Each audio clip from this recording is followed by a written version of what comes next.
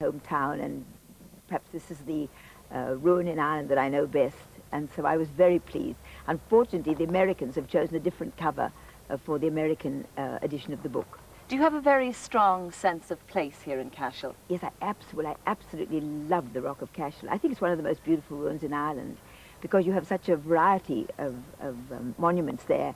In the first place, it's associated with St. Patrick, who was supposed to have come there in the 5th century to baptize King Angus. And because St. Patrick was old and he leaned on his crozier, he's supposed to put it through the king's foot.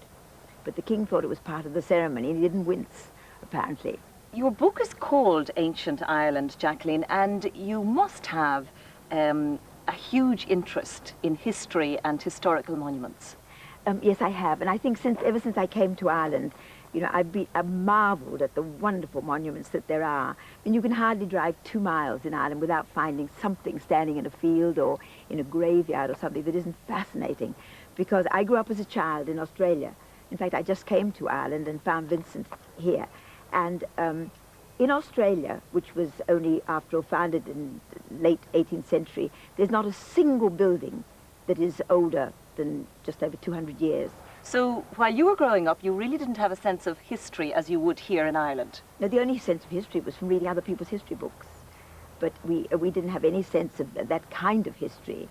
So that when I came here, I could never get over the wonderful things that they were. And perhaps I had a great advantage as a foreigner, appreciating them more than perhaps some of the people who've grown up among them.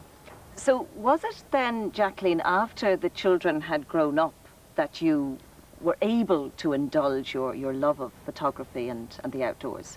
I suppose I always quite liked photography. I always sort of had a sneaking feeling I liked cameras. My father was quite a good photographer, but just in an amateur way. He used to disappear under a black curtain, and he had one of those enormous format cameras. But I always quite liked it.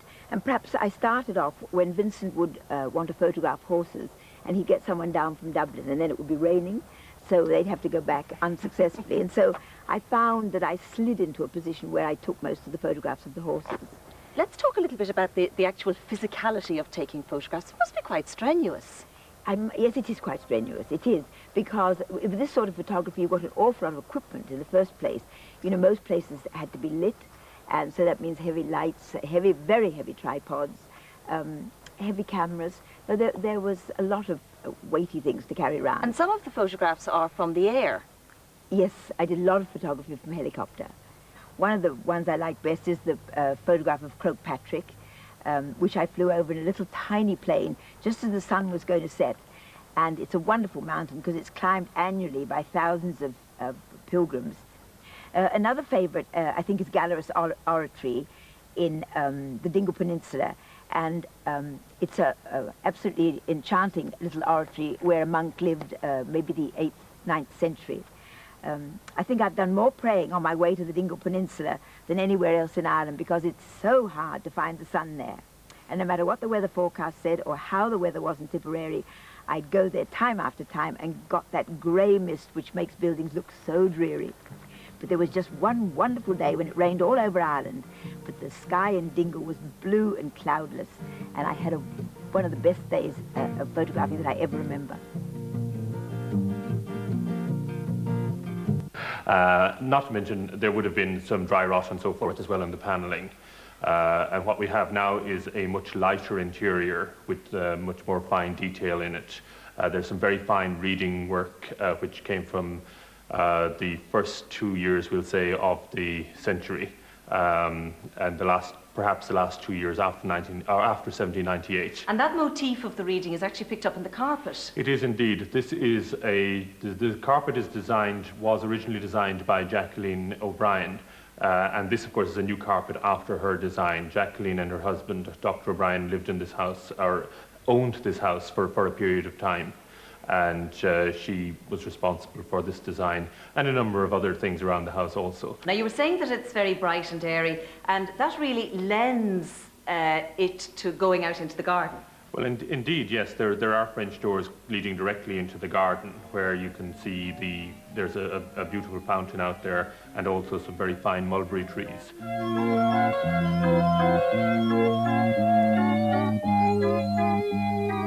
Peter and Mary Ward, you run Country Choice in Nina, delicatessen, stroke, shop. The architect responsible for the restoration of the Swiss cottage here outside Cahir, it's got a lovely romantic feel to it. Oh, absolutely. But this is the whole idea.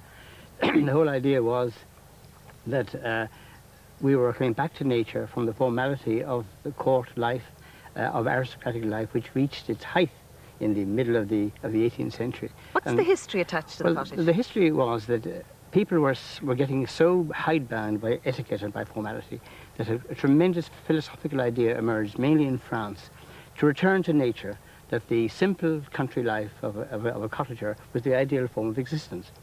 This developed in France in the ferme ornée, the ornamental farm, Marie Antoinette's farm in Versailles, of course, the classic example. But in England, it took the form of what they call the picturesque. Picturesque showed itself in landscape painting and in gardens, where all the formal gardens of the earlier centuries, the French garden, was swept away, and gardens by Capability Brown and his followers came along and made nature, tamed nature, as it were. So there was an irregularity. An irregularity of, it was nature exaggerated almost, made to do what you wanted it to do. You had lines of trees picking out a mountain. Paris Court House is a classic example, where you have a band of trees circulating for miles and miles, pointing you to the focal point of the garden, which is the Sugarloaf Mountain. So all this romantic movement came along, and then the extension of that, of course, was that they wanted to live like a peasant. So they built these idyllic little cottages, usually in picturesque locations on their domains, and they came down and in some cases lived permanently, as I believe Lord and Lady Cahir did here when they were in Ireland. Others, they merely came down and lived in the summer. So this particular cottage was built for Lord and Lady Cahir when? It was started in 1810, and it was certainly completed by 1814, when there is an Albany print of 1814 showing the cottage in existence, described as Lord and Lady Cahir's beautiful cottage. And so it's at least built and completed by 1814.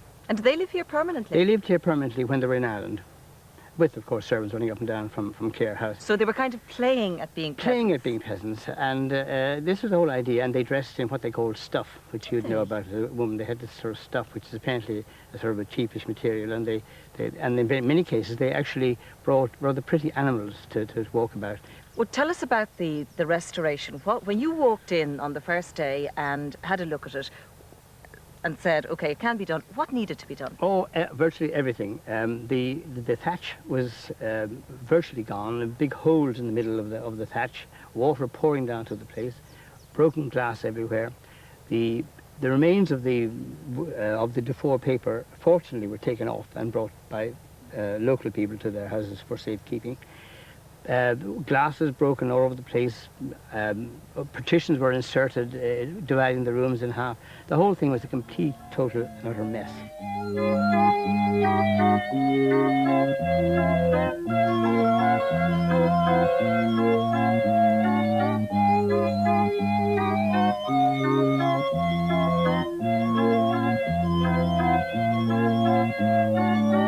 It's very irregular. Was that also intentional? Also part, yes. Rigidity. See, this is the whole point. Etiquette and formality is what they're running away from. So the whole idea was that you abhorred symmetry, you abhorred regularity.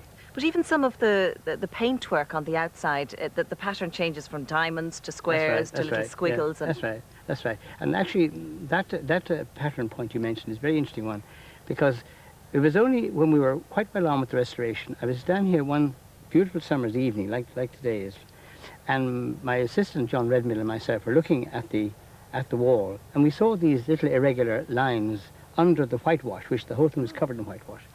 And when we started to scrape that penknife, we found that there was this pattern, and of course we then saw that there was much more to these bumps than we thought. Cleaned the whole thing off, and the patterns emerged as you see them today, except they're of course touched up. And you restored them? We restored them. Now, a couple of days ago only you were presented with a silver medal. Yes, it's the restoration medal of the Royal Institute of the Architects of Ireland, which in the end I also won for the casino. So I have now two of them, so I'm very proud of that. And what's next? Well, I'm waiting for a good client who has a lot of money and a lovely building to restore. Maybe you could introduce me to somebody nice.